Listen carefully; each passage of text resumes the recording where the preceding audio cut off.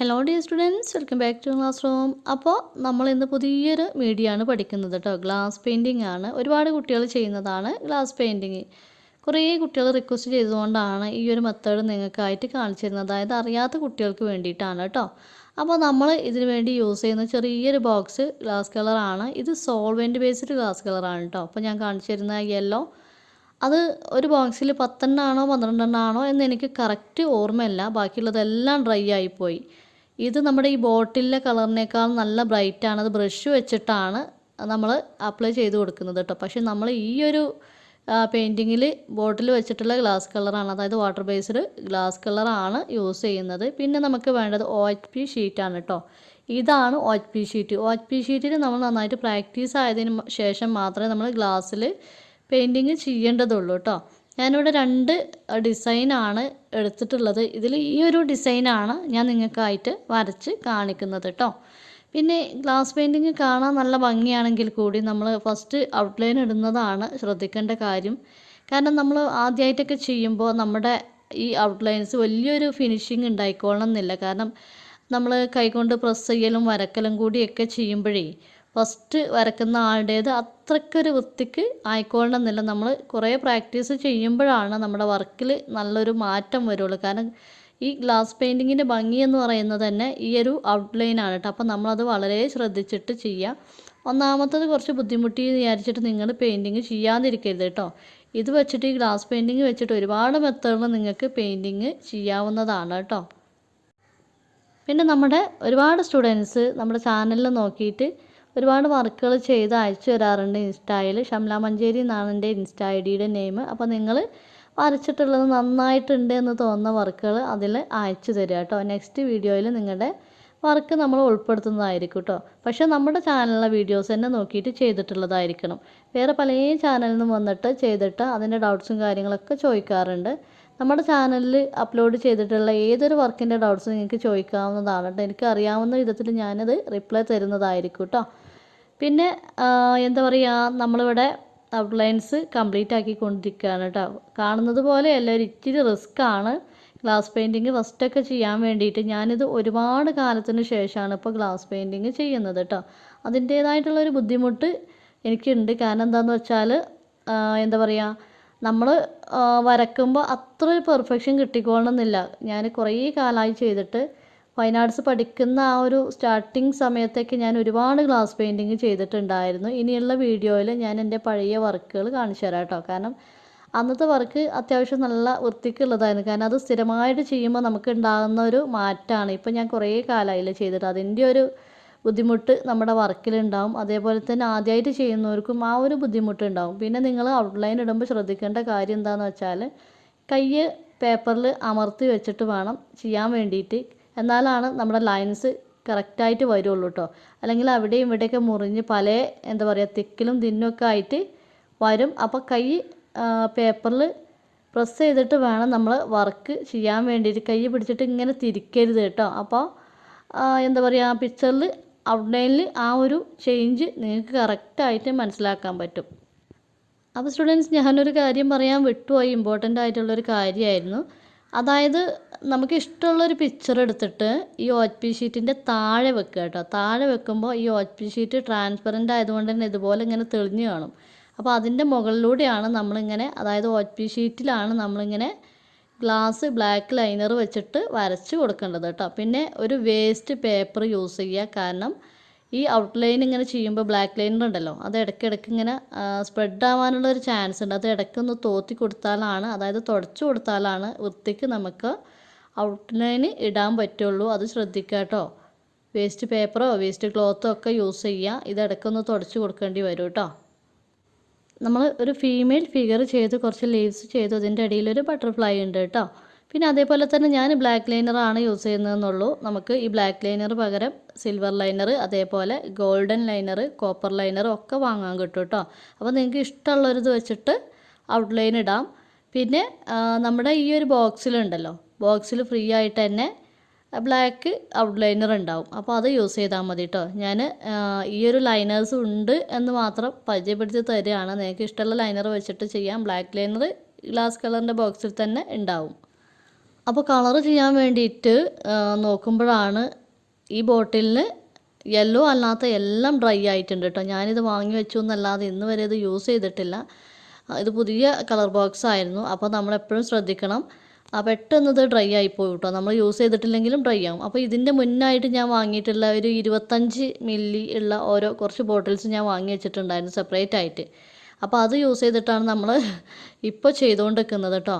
അപ്പോൾ അതിലും തന്നെ എന്താ പറയുക, ഗ്രീനൊക്കെ ഡ്രൈ ആയി പോയിട്ടുണ്ട്. അപ്പോൾ നമ്മളിവിടെ ലീഫിന് വേണ്ടിയിട്ട് ചെയ്യുന്നത് എൻ്റെ അടുത്തുള്ള കളേഴ്സ് യെല്ലോ വിത്ത് റെഡാണ് കേട്ടോ. അപ്പോൾ അതാണ് ഞാൻ ഈ യെല്ലോ റെഡ് ആക്കിയിട്ടുള്ളത്. നിങ്ങൾക്ക് വേണമെന്നുണ്ടെങ്കിൽ യെല്ലോ വിത്ത് ഗ്രീന് കളർ ടോൺ ചെയ്യാവുന്നതാണ് കേട്ടോ. അപ്പോൾ ഈ ഗ്ലാസ് പെയിൻറ്റിങ്ങിൻ്റെ ബോട്ടിൽ യെല്ലോ അല്ലാത്തൊക്കെ ഡ്രൈ ആയിട്ടുണ്ട്. ഇതിന് മുന്നേ വാങ്ങിച്ചിട്ടുള്ള കുറച്ചുകൂടി വലിയ ബോട്ടിൽസാണ് ഇപ്പോൾ നമ്മളിവിടെ യൂസ് ചെയ്തുകൊണ്ടിരിക്കുന്നത്. അപ്പോൾ എനിക്ക് മനസ്സിലായ കാര്യം എന്താണെന്ന് വെച്ചാൽ ഈ ചെറിയ ബോട്ടിലുണ്ടല്ലോ, അതായത് 6 കളേഴ്സിൻ്റെ ബോക്സ്, അത് പെട്ടെന്ന് ഡ്രൈ ആവുന്നുണ്ട് എന്ന് തോന്നുന്നു. കാരണം അതിനും എത്രയോ വർഷങ്ങൾക്ക് മുമ്പ് വാങ്ങിയിട്ടുള്ള ബോട്ടിൽസാണ് ഇപ്പോൾ നമ്മൾ യൂസ് ചെയ്തുകൊണ്ടിരിക്കുന്നത്. അതിനൊരു കംപ്ലൈൻറ്റും പറ്റിയിട്ടുമില്ല.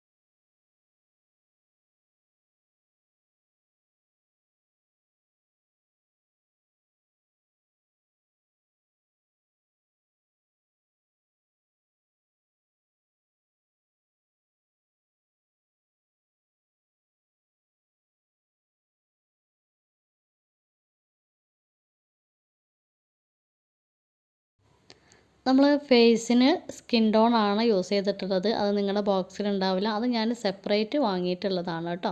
അപ്പോൾ നമ്മളൊരു ഫസ്റ്റ് ടോൺ കൊടുത്തു, എന്നിട്ട് വല്ലാതെ ഡ്രൈ ആവുന്നതിന് മുമ്പായിട്ട് സെക്കൻഡ് ടോണും കൊടുത്തു. അത് നമ്മൾ ആ ഒരു ഫേസിൻ്റെ ഷേപ്പിനനുസരിച്ചിട്ടാണ് സെക്കൻഡ് ടോൺ കൊടുക്കേണ്ടത് കേട്ടോ. പിന്നെ നമ്മൾ ഹെയറിന് ബ്ലാക്ക് ആണ് അപ്ലൈ ചെയ്തത്.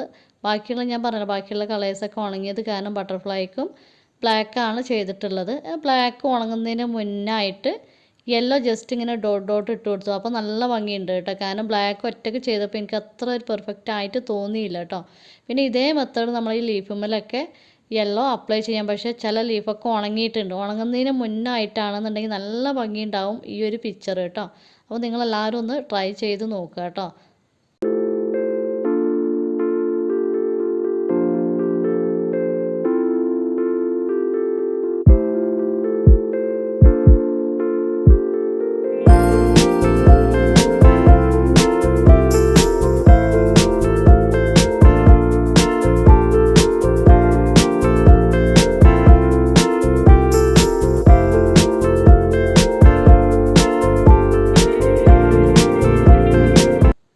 നമ്മൾ ബാക്ക്ഗ്രൗണ്ടിൽ ബ്ലൂ കളറാണ് അപ്ലൈ ചെയ്തിട്ടുള്ളത് കേട്ടോ. വെള്ളത്തിൻ്റെ ഒരു എഫക്റ്റ് തോന്നിക്കാൻ വേണ്ടിയിട്ടാണ് ഞാൻ ബ്ലൂ യൂസ് ചെയ്തിട്ടുള്ളത്. നിങ്ങൾക്ക് ഇഷ്ടമുള്ള കളർ യൂസ് ചെയ്യാം കേട്ടോ. അപ്പോൾ നമ്മൾ നേരത്തെ ബോക്സിൽ ബ്ലൂ ഒന്നും ഇല്ലായിരുന്നു, അതൊക്കെ ഡ്രൈ ആയിട്ടുണ്ടായിരുന്നു. പുതിയൊരു ബോക്സ് വാങ്ങിയിട്ടാണ് നമ്മളിപ്പോൾ ചെയ്തുകൊണ്ടിരിക്കുന്നത്. ബാക്ക്ഗ്രൗണ്ടിലൊക്കെ ചെയ്യുമ്പോൾ ഒരുപാട് സ്ഥലം ചെയ്യേണ്ടി വരുമല്ലോ, ഒരുപാട് പ്ലേസ് ഉണ്ടല്ലോ. അപ്പോൾ ഒരുപാട് എയർ ബബിൾസ് ഉണ്ടാവാനുള്ള ചാൻസും കൂടുതലാണ് കേട്ടോ. പിന്നെ എപ്പോഴും ഗ്ലാസ് പെയിൻറ്റിങ് ചെയ്തതിന് ശേഷം ബോട്ടിൽ നന്നായിട്ട് അടച്ച് വെക്കുക, അല്ലെങ്കിൽ പെട്ടെന്ന് ഡ്രൈ ആയി പോകും കേട്ടോ. പിന്നെ എയർ ബബിൾസ് കുടുങ്ങുമ്പോഴേ നമ്മളിതുപോലെ ഫിംഗർ ടിപ്സ് വെച്ചിട്ടൊന്ന് ടച്ച് ചെയ്ത് കൊടുത്താൽ മതി. അതല്ലെങ്കിൽ ഷാർപ്പായിട്ടുള്ള എന്തെങ്കിലും ഒബ്ജക്റ്റ് വെച്ചിട്ട് ജസ്റ്റ് ഒന്ന് ടച്ച് ചെയ്ത് കൊടുത്താൽ അത് പോയി കിട്ടും. പിന്നെ ബാക്ക്ഗ്രൗണ്ടൊക്കെ കുറച്ചധികം ചെയ്യാനുള്ളത് കൊണ്ട് തന്നെ നമ്മൾ ബോട്ടിൽ പ്രസ് ചെയ്തിട്ട് കളറ് വീഴ്ത്താൻ നോക്കും. അപ്പോൾ ഒരുപാട് ചെറിയ ചെറിയ എയർ ബബിൾസ് അതിൽ കുടുങ്ങാനുള്ള ചാൻസ് ഉണ്ട്. അത്തരം എയർ ബബിൾസ് പോകാൻ നല്ല പ്രയാസമാണ്.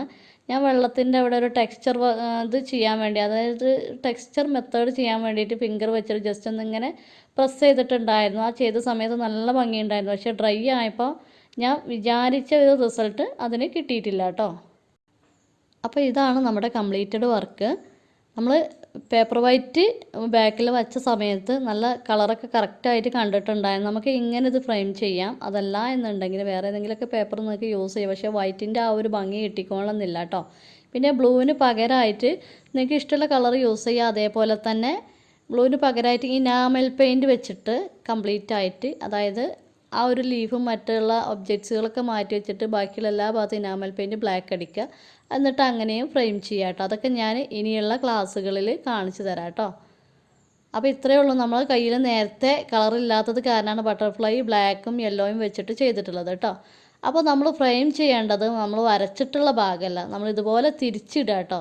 തിരിച്ചിടുമ്പോൾ നല്ല ഭംഗിയുണ്ടല്ലേ. പക്ഷേ ബട്ടർഫ്ലൈൻ്റെ കളർ കൂടി മാറിയിട്ടുണ്ടെങ്കിൽ കുറച്ചുകൂടി ഭംഗിയുണ്ടായിരുന്നു. പക്ഷെ അന്നേരം നമ്മുടെ കയ്യിൽ ആ കളറില്ലായിരുന്നു. പിന്നെ സ്കിൻ ടോൺ ശ്രദ്ധിക്കുക. നമ്മൾ ഡബിൾ ടോൺ ആയിട്ടാണ് വെച്ചിട്ടുള്ളത്. ആദ്യം സ്കിന്നിൽ ഒരു സ്കിൻ ടോൺ അപ്ലൈ ചെയ്തു. രണ്ടാമത് ചില ഭാഗങ്ങളിൽ, അതായത് അതിൻ്റെ ഷേപ്പ് നോക്കിയിട്ട് ആണ് നമ്മൾ കളർ അപ്ലൈ ചെയ്തിട്ടുള്ളത്. കംപ്ലീറ്റ് ആയിട്ട് സെക്കൻഡ് ടോൺ വെക്കരുത് കേട്ടോ. അപ്പോൾ അതുകൊണ്ടാണ് നമുക്ക് ഈ ഡബിൾ ടോൺ കിട്ടിയിട്ടുള്ളത്.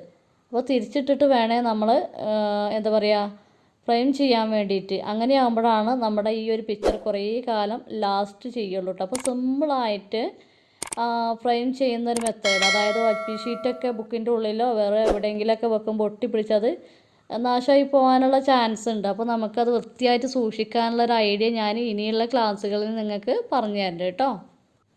കംപ്ലീറ്റ് ആയിട്ടുള്ള നമ്മുടെ പിക്ചർ ബാക്ക് ഭാഗത്ത് ഇതുപോലെ വൈറ്റ് പേപ്പർ വെച്ചതിന് ശേഷം ഫ്രെയിം ചെയ്തെടുക്കുക. അതല്ല എന്നുണ്ടെങ്കിൽ സിൽവർ ഫോയിൽ, അതായത് അലൂമിനിയം ഫോയിൽ വെച്ചിട്ടും ബാക്കിൽ അലൂമിനിയം ഫോയിൽ വെച്ചിട്ടും നമുക്ക് ഫ്രെയിം ചെയ്തെടുത്താൽ നല്ല ഭംഗിയാണ്. ഇനിയുള്ള ക്ലാസ്സുകളിൽ ഞാനത് എങ്ങനെയാണ് ചെയ്യുന്നത് എന്നുള്ളത് കൂടി കാണിക്കാം കേട്ടോ. നെക്സ്റ്റ് ടൈം നല്ലൊരു വീഡിയോയുമായിട്ട് വീണ്ടും കാണാം. ബൈ.